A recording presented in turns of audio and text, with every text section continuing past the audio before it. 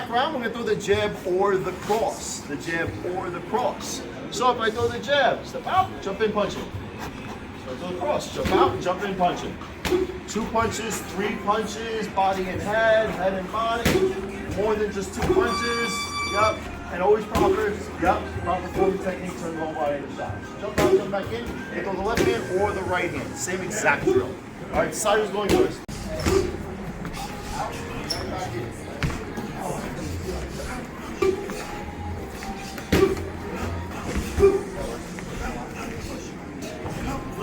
Yep. That's just 2 punches all the time. Mix it up. Fast ones, hard ones. That's it. Because they're quicker, and I'm stepping in, and as I'm stepping in, it's directly in front of my face. The most riskiest thing to step in with, what's so risky too? You're stepping with an uppercut, you're coming in like this. I'm not saying it doesn't work, but you're wide open. You go straight punch, you throw a hook, and then slow, it's really easy to sneak up. Right? So not that you can't jump in with the left uppercut cross, or jump in with left uppercut cross, it's that. You know, it's more risky to do that. So I would go with the back straight punches. You can also jump in with hook cross hook. There's different things you can do, but I would say with straight punches, that's what we can do.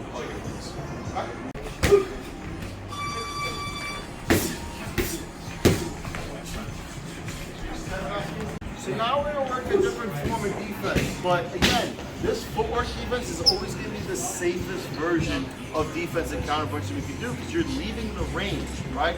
I box guys that are 6'3", 6'4", 6'5" all the time, and I'm not taller, I'm not longer, I'm not faster, I'm not stronger. But I'm using my footwork to make sure I'm out of the position and out of the line of danger and off of the range, okay? So using footwork is really important for us.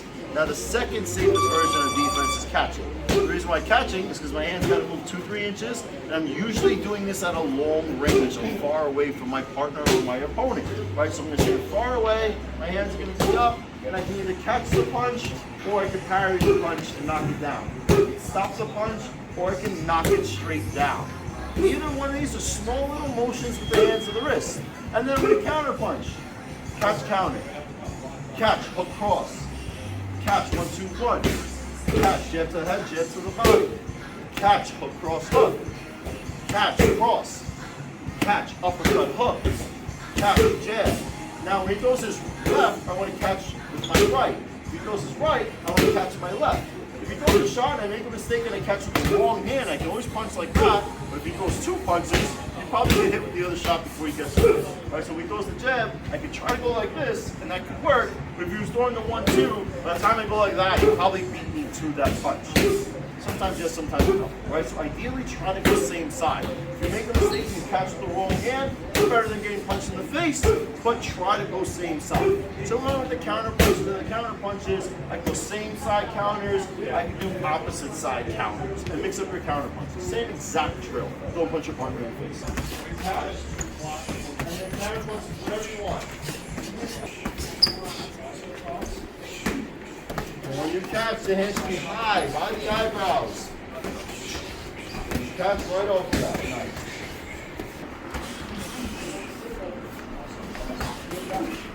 Small details, you can do it from the cheekbones, but then you're going to wind up semicircling or slotting at the punch a little bit.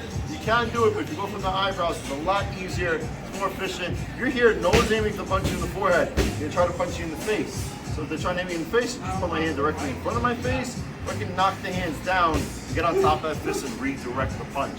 Right? So you can do it from the cheekbones, but it would slow down your defense a little bit. Try to do it from above the eyebrows. Right? You can also do it with your hands off your head. You can do it with your elbows out here. You could be here, you could be here, you could be tight. There's different ways of doing it, but if your hands are down, they're going to have to go up to come down, and this can slow you down versus this or this. Okay? And switch.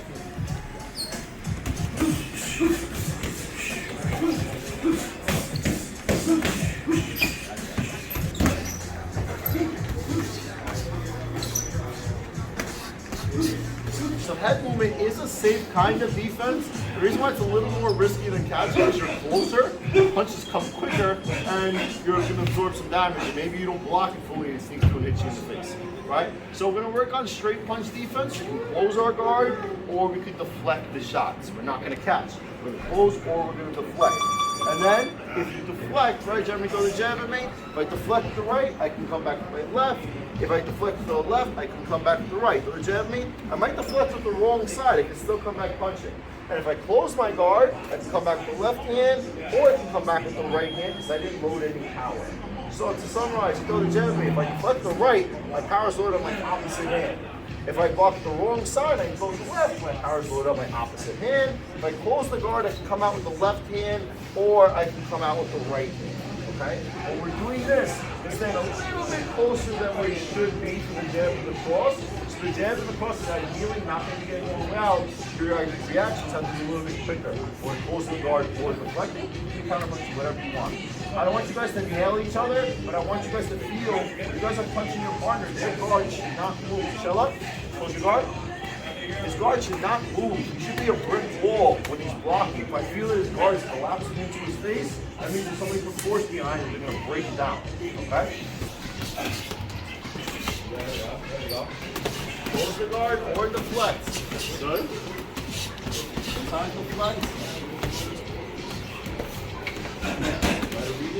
So head movement is a little riskier because it requires a lot of timing and punches come there quickly. Even if punches are thrown slow, they can land quick because it only has to cover a certain amount of distance from a closer range. Okay? So we're going to work 3 different forms of head movement and countering. Okay?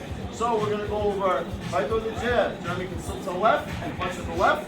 You can slip to the right, punch to the right, or you can crouch straight down, tap straight down, and then come up with either hand, left or right, because there's a 50-50 load. So if he crouches, he can punch back with the right hand, or he can crouch and then come back with the left hand. Off of crouches, it's excellent to crouch and stand up with uppercuts, or crouch, stay low, and then shoot to the body. There's different things you can do. So I'm throwing the jab directly at his forehead. He can slip to the left and counter. He can slip to the right and counter, or he can crouch and come back with the right hand, or crouch. I wasn't crouch. Crouch and come up with the left hand. 1 punch, 2 punches, slip, cross, hook. Slip, cross, hook again. Crouch, uppercut, uppercut. Slip, hook, hook. Slip to the left, uppercut, cross, right? Don't always throw 2 punches, don't always throw 1 punch. I like to slip and rip big left hooks. You gotta mix them up, okay? So we're gonna throw the jab, start out a little bit slower. If you're not even coming close to hitting your partner, throw a little faster. If you're nailing them every shot, go slower, okay? If you throw that jab, get back on defense. Let's create good habits. Right? Don't always slip to the right. There we go, slip to the left, crouch straight down, stay on balance. Mix up the amounts of punches that we're throwing. If I throw the jab, which way would it be ideal to slip? To the left or the right? Right, outside. So if I'm throwing the jab at you, which way is it better to slip? It's better to slip to the right because you're slipping on the outside of the punch, but it doesn't mean you can't slip to the inside of the punch. I do it all the time, and sometimes I run to right hands, right? Shit happens, right? Ideally, you want to try to slip on the outside of the punch, all right? And then, how close should you be when you're slipping? If you're very far away, it's easier to slip, but it's harder to counter punch. If you're a taller opponent fighting a shorter opponent, you can slip from the outside because it's easier, right? If you're a shorter opponent, the closer you get to a longer opponent, the faster that punch comes. So slipping might not be the best option, but it is an option, right? You just have to be super sharp with your defenses. Last thing is you don't slip when you see the punch coming, right? Sounds crazy. You slip before the punch is coming. You slip as the punch is about to come, right? If Mario's throwing his jab, by the time I see it come, I already got hit. I need to be slipping as he's about to throw the punch. I'm reading his body language and I'm getting out of the way as he's throwing the punch. See, I'm already, second he moves, I'm already getting out of the way before the punch is actually on the way. It's as the punch is about to be thrown. So even if he throws the jab very slowly, very slow, I said, he already hit me. Because I saw the punch, oh shit, here it is, too late. It's like trying to swing at a baseball that's already trying to cross the plate. By the time you move the bat, it's already behind you. Same thing with punches, they just go to your face. All right? So, we're going to do the collision punches now. So for the collision punches, if I throw the jab, Jeremy can slip to the right and shoot the jab to the body, or he can slip to the left and shoot the cross to the body. We have one more bonus, don't punch your partner in the face, but we can loop the overhand over the jab. That's not overhand. You can loop it over it, that's not overhand. You can slip it, throw the overhand over the jab.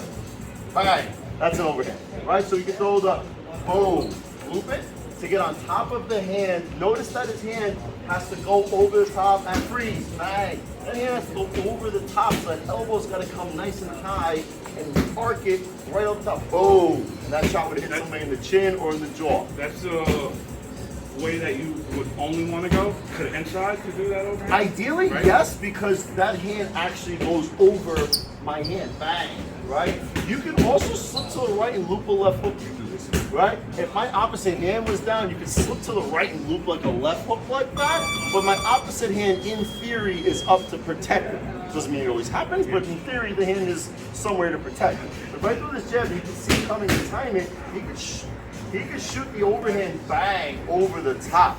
And the only real defense I thought at that moment is maybe trying to move my head off to the side, right? Or I could just try to get this elbow up, or I could just try to bury my chin and maybe possibly take it on the top of the head and try to do it like that, right? If you're throwing your jab and your left hand doesn't come back to your face, it's as he's nodding his head, right? You get hit with an overhand, so he swings a big one, all right? So, tell me. You think the overhand works as good if you're a taller opponent throwing it on the shorter If opponent? you're a taller opponent, it's easier to throw it on the shorter opponent because you're punching down. So you don't even have to curve it, right? You just have to shoot, right? Hands up. Overhand. Bang. Yeah, it's even easier because you don't have to arc it as much, right? If the shorter opponent goes at me, I can do it, but I have to reach even higher, and it's harder to get over that long pole, right? So if you're taller, it's even easier, okay? As you slip.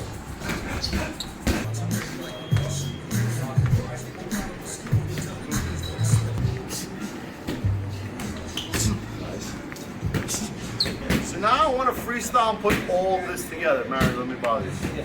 Right? So let's work on just the jab. So here's all my defenses, right, Mary? You're gonna throw one jab at me. I can step out and step in punching. I can catch and counter. I can block and counter. I can deflect and counter. I can slip and then punch. I can collision punch. I can collision punch. Catch and counter. Close the guard, punch back. Step out, step in. Slip, come back punching. The other way, come back punching. Collision punch. Collision punch and then add something. Cover fire. Catch and counter. Out and in. Right? If all those different defenses I just used, they're basics. But if the opponent doesn't know which one you're using, it's a lot harder. If you're always using the Philly shell, someone could break down your defense. If you're always jumping out, jumping in, they're going to try to rush you, or they're going to expect for you to do that move. If you're always trying to block and fire back, it's predictable. You can't be predictable on offense. You also can't be predictable on defense because someone's going to know and then be able to figure it out. And if I do this, you do that, and then they break you down. Okay? So we're doing just the jab defense. Out and in, catching or parrying, blocking or deflecting, slip and rip, right? Collision punch. That was it. That was it for now. Yeah, right? So we have 5 different basic options, and these are really, really good options. You watch high level pros, they'll do this, and sometimes they don't do any of it, and they only go with one move. Like, oh, well, I just keep doing the same shit. I don't know. You're gonna train with us. All right? Good, nice. Try the blocking, good. Close the guard. Slipping and punching, excellent. Good out. Good out and in, good job.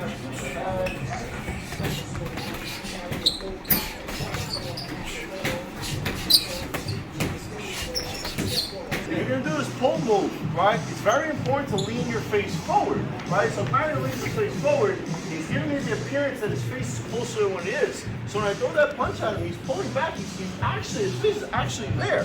So when he's pulling forward, he's showing me that his hand is actually in range. So I'm throwing that punch, he's pulling back. And then a lot of times for the jab, pull, and you just shoot that right hand, bang, right over the top. But you should not do this from a neutral position. Because if you're in a neutral position and you lean back, you don't lean back enough, not only going to punch you in the face, but you're going to go down on your ass because you're back already. There's nowhere else to go. And you're going to get in the face. If you pull, and you don't pull enough, maybe it hits you somewhere in the head. But if you lean and you're here, you get punched in the face. And even if you lean back and it works, I'm not in a punching position. You can even go like this, but I ain't going to do shit, right? So you want to make sure if you lean back, right, it's a pull. It's a leaning forward. Show that you're closer than where you are. But pull back, spring off that back foot, and then shoot right into it. It's very important not to lean back from the outside because that's where you're going to take damage to the face. Just wanted to go over that.